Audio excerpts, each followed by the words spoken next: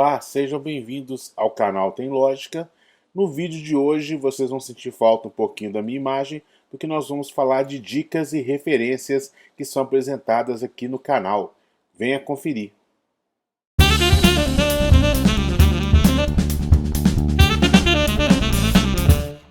Olá a todos, olá a todas. Esse é o canal Tem Lógica, de divulgação da filosofia, divulgação do pensamento crítico, e esse é um vídeo sobre dicas e referências dos livros que eu leio e que inspiraram o canal, né? O Tem Lógica está na segunda temporada, tem mais de 40 vídeos. A primeira temporada, os vídeos foram, em sua maioria, né, sobre diversos assuntos, metade, de certa maneira, sobre lógica, outra metade de assuntos relacionados. Nessa segunda temporada, nós estamos construindo, parte a parte, quais são os elementos importantes de um argumento e utilizando exemplos. Ok, a ideia, né, dessa segunda temporada tem como base este livro que vocês estão vendo aqui, do Carnielli e do Epstein. É um livro que eu, na realidade, tenho a terceira edição, a quarta edição me parece que é bem recente, eu já trouxe aqui para vocês a imagem dela. O livro segue muito de perto essa ideia que nós queremos de utilizar a lógica para poder, né, desenvolver o pensamento crítico, não somente a lógica formal, mas a informal. Então, se você tem gostado da nossa segunda temporada, a grande base, né, para ela, a inspiração principal, é o livro Pensamento Crítico, o Poder da Lógica e da Argumentação.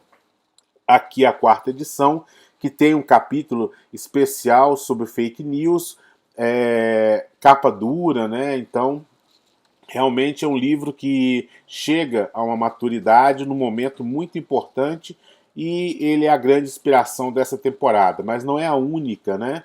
Porque é bom sempre observar se outros livros apresentam outras opiniões, é sempre bom ler mais de uma opinião acerca de um assunto para que a gente possa ter a capacidade de encontrar novos exemplos, encontrar novas abordagens, ou até mesmo, se for o caso, né, verificar se existe alguma divergência. O próximo é esse outro aqui, do Sacchini, né? Introdução à análise argumentativa, teoria e prática. Segue de perto a ideia do primeiro livro, trazendo exemplos, principalmente exemplos de argumentos filosóficos, né? Por isso, para o pessoal da filosofia, ele pode ter um interesse maior. E, da mesma maneira, a lógica aqui, claro, subjacente, é a ideia de trabalhar com a lógica informal e com a lógica formal, com argumentos dedutivos e indutivos, de tal maneira que se torna, né, uma segunda referência muito proveitosa. Muitos exemplos, né, ele não tem uma edição tão primorosa quanto o que eu acabei de mostrar para vocês, mas é um livro aí com mais de 200 páginas, disponíveis para que vocês possam, né, aprofundar essa ideia da análise argumentativa, né? Observar a estrutura do argumento, por que ele é válido ou não, o que está ali implícito, o que não está explícito, ok? E é, como eu disse, a segunda grande referência do canal. A partir daqui são vários outros livros que colaboram com aspectos indiretos, né? Eu não utilizei nenhum deles, ou seja, nenhum exemplo retirado deles, mas que formam muito do que eu penso, do que eu acho que tem que ter nesse canal. Então, espero que vocês estejam vendo aí, né? Do Frankfurt sobre a verdade, o Introdução à Lógica do César Mortari, um clássico aí, e Think Again, né, do Simon Armstrong, é uma referência em inglês, não temos nenhuma tradução, mas eu acredito que vale a pena em tempos de Google Tradutor, em tempos de acesso, né, a vários outros tradutores. Eu acho que hoje conseguir ler um livro em outra língua se tornou algo muito mais simples, ainda que quem não conhece a língua pode acabar escorregando em certos erros de tradução.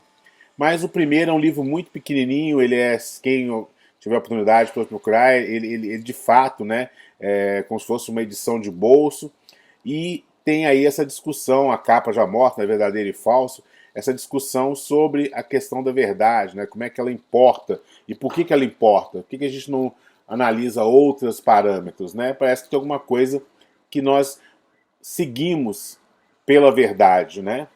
O Introdução à Lógica, como o próprio nome fala, é muito utilizado, por exemplo, em cursos de lógica na filosofia, né? O César Mortari, de fato, ele apresenta que é a sua segunda edição, tinha uma primeira edição até 2 anos atrás, a partir do ano passado para frente, ano passado, retrasado, agora eu peço desculpas a vocês, mas se não me engano, a partir de 2018, com certeza, essa edição já se tornou a segunda e tem uma reorganização dos capítulos, tem um capítulo sobre o silogismo no finalzinho, e é para aqueles que estão de fato aí gostando da ideia da lógica, querem se aprofundar na lógica, e principalmente, né, para quem quiser continuar estudando lógica dentro da filosofia, esse livro é obrigatório do começo ao fim. Às vezes a gente pega alguns capítulos de alguns livros, né, mas nesse caso aqui é um livro gostoso, na minha opinião, de ler, que tem que ser lido do começo até o fim. E o Think Again é, novamente, questionando essa ideia do pensamento, inclusive aspectos de limitação, né? A gente não pode desconsiderar que, né, parece existir aquelas pessoas que assistem ao nosso canal, leem os livros e sempre estão pensando certo, e aquelas pessoas que não estão pensando certo. Na verdade, isso não existe. Eu gosto muito da ideia de Aristóteles de que a repetição, né, de algo para que a gente possa alcançar a virtude. Eu estou aqui fazendo uma simplificação, peço desculpas àqueles que estudam em profundidade Aristóteles, mas eu quero apenas essa ideia um pouco mais rasa de que se a gente quer alcançar uma virtude, a gente precisa da prática, é algo que é constante. Você não se tornou, né, pensador crítico e acabou, ele agora continua para sempre. Não, você pode escorregar, e é importante estar sempre observando, com o passar do tempo, que alguns vícios foram adquiridos, né? Algumas virtudes, mas também alguns vícios, a gente tem que sempre tentar reequilibrar as questões. Ok, e agora, para terminar, 2 outros livros que eu acho que complementam o nosso senso crítico da realidade. O primeiro, O Andado Bêbado, de um divulgador aí de vários livros, né, sobre não só a matemática, mas assuntos relacionados a ela, que eu acredito trazer nesse livro uma discussão interessante sobre como é que a gente lida com o acaso, né? Às vezes os cientistas, os pesquisadores, eles vêm falar, ó, existe uma probabilidade de ocorrência de X situação, né? Principalmente nesses tempos de Covid. Bom, isso não quer dizer que vai ser exatamente daquele jeito, e tampouco nós podemos acreditar que determinadas situações são, de fato, como está sendo dito naquele primeiro momento, e a gente perde a ressalva de quando isso é apresentado dentro de estatísticas e outros parâmetros matemáticos relacionados, como o livro pode dizer aí, ao acaso, né? Questões de sorte, questão de azar, né? Muita confusão que se faz a respeito do que pode de fato acontecer ou não, o que é prudente ou não. Então, o próprio título do livro, essa ideia do andar do bêbado, né? Essa ideia de andar ao acaso, de certa maneira, nos permite algumas análises que são muito interessantes. Claro, né, o autor se preocupa em fazer uma apresentação interessante para quem está lendo, ele sabe que é um livro de divulgação, mas tal como hoje em dia eu digo a muitas pessoas que leem assuntos relacionados à economia, né, livros relacionados à introdução à economia, livros intermediários, porque a gente não pode ficar fora dos assuntos econômicos, do mesmo jeito que é interessante nós temos algumas informações sobre como o nosso judiciário funciona, como é que a política brasileira funciona. O próximo passo é entender que a realidade está cercado de acasos, né, e que também é importante ter um senso crítico acerca do acaso. E um outro também recentemente traduzido pela editora Voz, né, A Era da Pós-Verdade, vai de encontro ao que parece ser um ato comum hoje em dia, referente àquelas questões dos fake news, né, de não ter uma base sólida para a gente poder discutir sobre questões objetivas. Quem viu os vídeos anteriores sabe que a proposta do pensamento crítico passa por discutir principalmente assuntos que são determinados com alguma objetividade, né? E a objetividade vai de encontro ao padrão para a gente poder saber se é verdadeiro ou falso.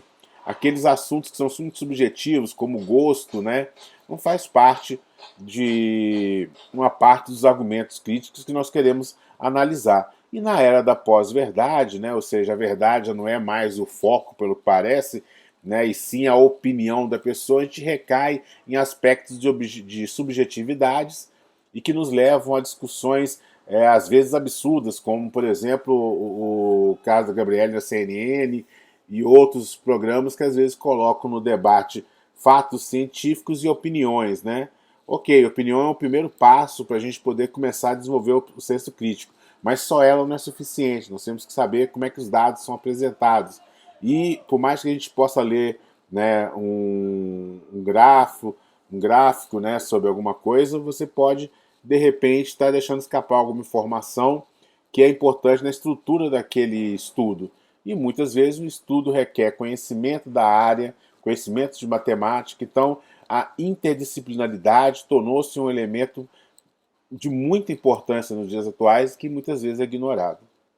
Bom, espero que vocês tenham gostado aí dessas referências, que vocês possam procurar, muitos estão na internet, tem muitos e-books em certa situação, até para quem usa o Kindle.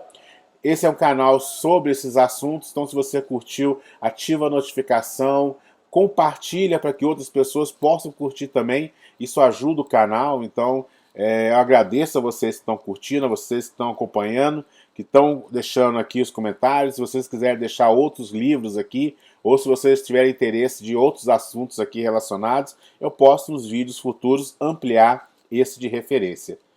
Então, muito obrigado pela participação de vocês, obrigado por terem assistido até aqui e espero que tenham conseguido ficar em casa e a gente possa passar por esse período de quarentena, né, com a menor dor de cabeça possível.